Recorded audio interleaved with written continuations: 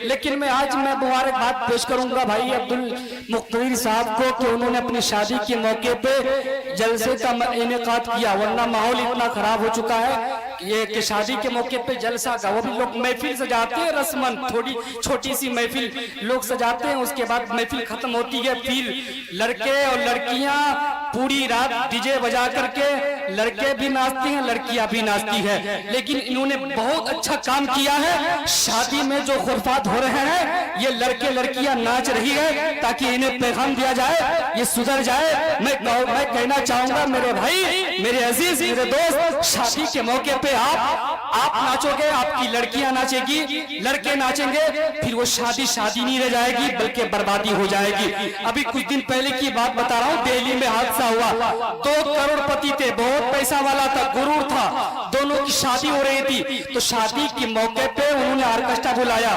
لڑکیوں کو بلایا ناچنے کے لیے ڈی جے لگا کر کے۔ اسی طرح رات میں رسمن مسلمان کی اولاد تھی، وہ لوگ مسلمان تھے، وہ لوگ رسمن محفل سجا کے پوری رات ڈی جے بجا کر کے لڑکیوں کو نچا رہے تھے، بہت خوش تھا، شراب پیا ہوا تھا، تو یہاں تک کہ رات گزرتی گئی اور یہ اس وقت کی بات ہے میرے بھائی جس وقت ٹھنڈ کافی پڑ رہی تھی، کافی بہت زیادہ، تو یہاں تک کہ فجر کا وقت آ گیا، مسجد سے اذان ہو رہی تھی، حی علی الصلاۃ حی علی الفلاح الصلاۃ خیر من النوم، او لوگو آؤ فلاح کی طرف، او لوگو آؤ کامیابی کی طرف، او سونے والے سونے سے بہتر نماز ہے۔ تو کسی نے کہا یار تم مسلمان ہو، تمہیں شرم نہیں آتی ہے، مسجد سے اذان کی آواز آ رہی ہے، تم ڈی جے بجا کے لڑکیوں کو نچاتے ہو؟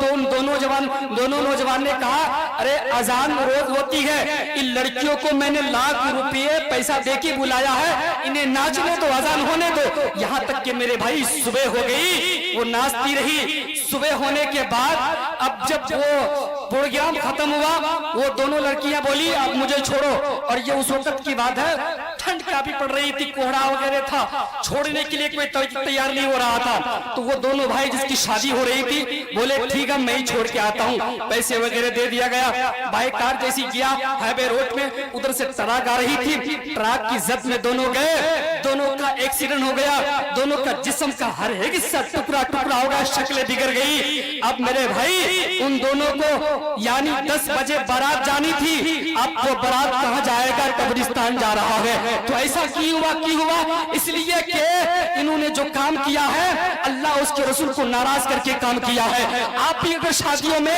ایسی حرکتیں کرو گے میرے بھائی، وہ شادی نہیں رہ جائے گی بلکہ بربادی ہو جائے گی۔ تو میں کہنا یہ چاہوں گا، میں سمجھانا یہ چاہوں گا، یہ شادی کو آپ نے کیا سمجھا ہے؟ سنیے، جس نے نکاح کر لیا ہے، الحاج اجمل عزیزی صاحب تشریف فرما ہے، انہوں نے شادی کر چکے، بتائیے ان سے پوچھئے شادی کے بعد اور شادی سے پہلے جو زندگی گزار رہے تھے وہ کیا تھا، کہ وہ کس طرح کا معاملہ تھا۔ مفتی ولی الرحمان صاحب، بھائی عارف صاحب، ان لوگوں کی شادی ہو چکی ہے، ان لوگوں سے پوچھئے شادی سے پہلے کیا معاملہ تھا، ابھی آپ کے ساتھ کیا معاملہ ہو رہا ہے۔ شادی کیا سمجھتے ہیں؟ صوفیہ کہتے ہیں کہ جب ایک انسان نکاح کرتا ہے، ایک انسان شادی کرتا ہے، تو یوں سمجھ لو، میں سمجھا رہا ہوں، جیسے ایک انسان نماز پڑھتا نیت کرتا ہے، جیسے نیت کی اس نے، نیت کرنے کے بعد جب تک وہ نماز میں رہتا ہے، رکوع سجدہ کرتا ہے، جب تک سلام نہیں پھیرتا ہے، جب تک نماز میں رہتا ہے، ایک انسان نماز کے لیے کھڑا ہوتا ہے تو اس وقت تک اس کو ثواب ملتا ہے جب تک وہ نماز میں رہتا ہے۔ اسی طرح ایک انسان جب روزہ رکھتا ہے تو جیسے ہی وہ سحری کرتا ہے، سحری سے لے کر افطار کے وقت تک اس وقت تک اس کو روزے کا ثواب ملتا ہے۔ یوں سمجھ لو یار میرے بھائی، ایک انسان جب حج کے لیے جاتا ہے مکہ شریف مدینہ شریف، تو حج کے ایام جتنے دن ہوتے ہیں جب تک گھر نہیں لوٹتا ہے انسان، جب تک حج کے ایام میں رہتے ہیں اس وقت تک اس کو ثواب ملتا ہی رہتا ہے۔ تو اسی طرح میرے بھائی جب ایک انسان نکاح کرتا ہے، ایک انسان جب شادی کرتا ہے تو اس وقت تک اس کو ثواب ملتا ہی رہتا ہے۔ جیسے اس کی شادی ہوئی، نکاح ہوا، جب تک اس کی بیوی اس کے نکاح میں رہے گی اس وقت تک اس کو ثواب عطا کیا جائے گا۔ لیکن افسوس اس इस बात पे लोग कहते हैं मौलाना साहब हमने शादी की ना तो शादी के बाद नेक औलाद होती नहीं है, नेक औलाद होती नहीं है। मैं कहना ये चाहूंगा नेक औलाद होने के लिए मेरे भाई पहले आपको नेक बनना पड़ेगा। औरतें कहती है मौलाना साहब मेरी बेटी नेक नहीं है, मेरी बेटी नमाज की पाबंद नहीं है, कुरान की तिलावत नहीं करती है। मैं कहना चाहूंगा आप पहले नेक बनो, आप पहले नमाज पढ़ो, ऑटोमेटिक आपकी बेटी नमाज पढ़ेगी।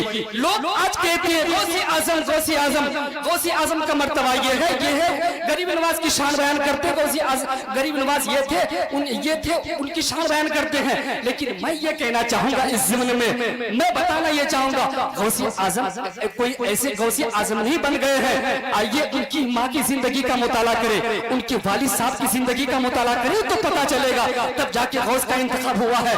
कौन नहीं जानता गौसे आजम की वालिद साहब का नाम हजरत अबू सालेह मूसा जंगी दोस्त रहमतुल्लाह अलैह है। हजरत गौसे आजम के वालिद साहब जंगल बयाबान में चले गए, दरिया के किनारे में चले गए, जाने के बाद मेरे भाई तस्बीह व तहलील में लग गए। 7 रोज हो गए कुछ खाए नहीं। मुझे वाक्या बताना मकसद नहीं है, मुझे आपको इस वाक्या से ये दिखाना है कि गौसे आजम की माँ कैसी थी, गौसे आजम की वालिद साहब कैसे थे। अपना गौसे आजम की शान ये है तो गौसे आजम की वालिद साहब जंगल बयाबान में चले गए, 7 रोज हो गए कुछ खाए नहीं कुछ पिए नहीं। 7 दिन के बाद जिस दरिया के किनारे बैठे हुए थे उसी दरिया के किनारे से एक सेब बहता हुआ जा रहा था। तो गौसे आजम की वालिद साहब सोचे मैं 7 रोज से मैं कुछ खाया नहीं हूँ, ये सेब उठा के खा लेता हूँ। अल्लाह अकबर, जैसी वो सेब खा लिए, खा लेने के बाद घर की जानिब चलने लगे, सोचने लगे मैंने जो इस सेब उठा के खाया है बगैर इजाजत के उठा के खाया है, आखिर ये सेब है किसका।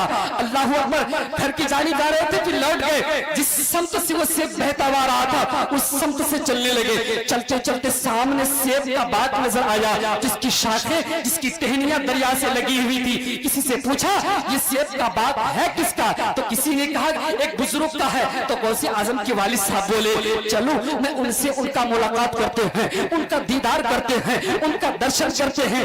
गए और कहने लगे हुजूर मैंने आपके सेब का बाग से यानी एक सेब जो बहता हुआ जा रहा था ना मैंने बगैर इजाजत के उठा के खा लिया है, आप चाहे तो मुझे माफ फरमा दे चाहे मुझसे मुआवजा ले ले। तो पता है वो बुजुर्ग बहुत गौर से देखने लगे और देखने के बाद नतीजा ये निकाले शायद ये नौजवान मेरी बारगाह में रहेगा और मेरी बारगाह में रहकर अपने नफ्स से अगर मुजाहिदा करेगा तो मुस्तकबिल में इनकी अजीम शान होगी, निराली शान होगी।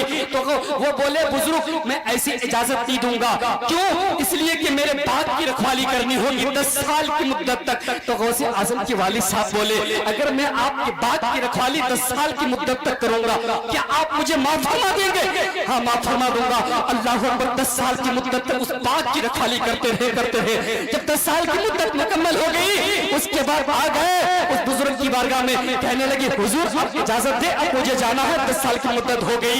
वो बुजुर्ग बोले ऐसी इजाजत नहीं दूंगा, क्यों, इसलिए कि मेरी एक बेटी है, वो मेरी बेटी आग से अंधी है, वो मेरी बेटी जुबान से गूंगी है, वो मेरी बेटी हाथ से लुंजी है, वो मेरी बेटी पैर से लंगड़ी है, उसी से तुमको निकाह करना होगा, उसी से तुमको शादी करनी होगी।